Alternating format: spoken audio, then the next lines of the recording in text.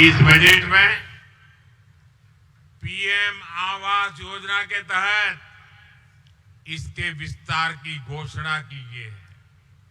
हमने 5 लाख रुपए तक के मुफ्त इलाज की सुविधा देने वाली आयुष्मान योजना का भी विस्तार किया है।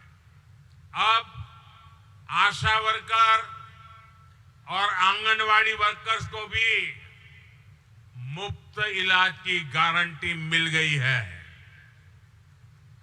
साथियों, इस बजट में हमारे मछुआरे साथियों पर भी बहुत ध्यान दिया गया है।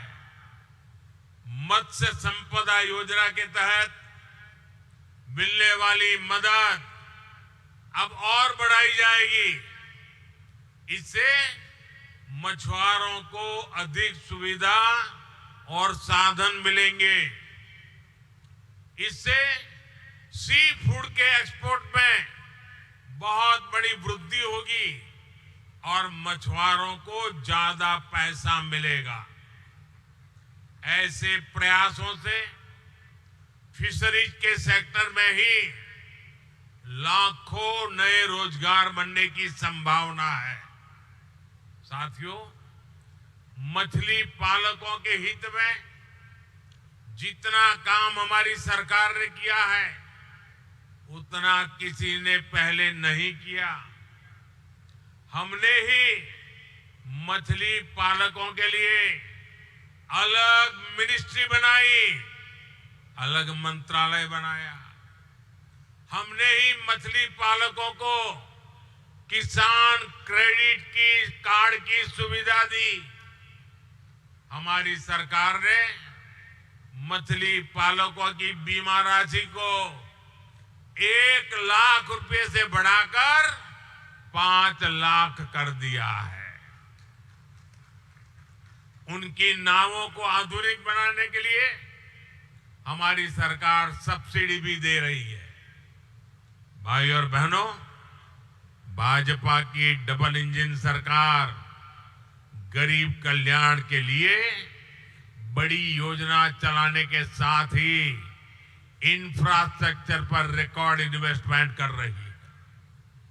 आप खुद देख रहे हैं देश में कितनी तेजी से रोड, रेल, एयरपोर्ट का विस्तार हो रहा है।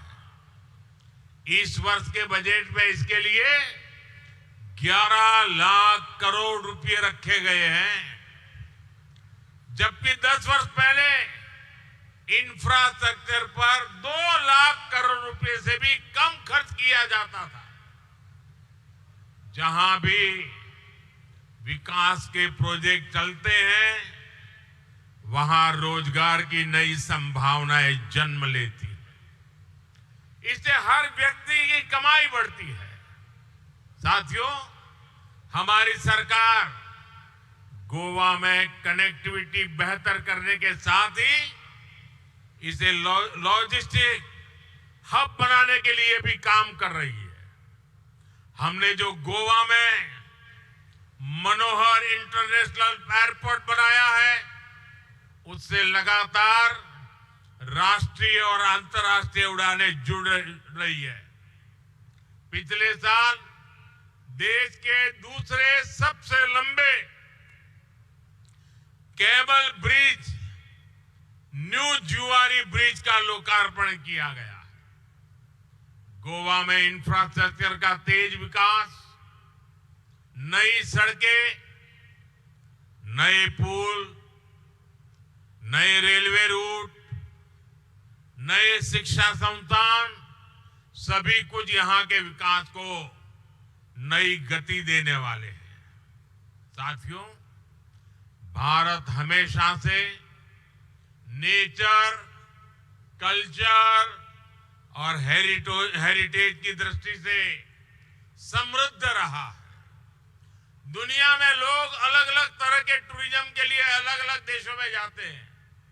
भारत में हर प्रकार का टूरिज्म एक ही देश में एक ही वीजा पर उपलब्ध है।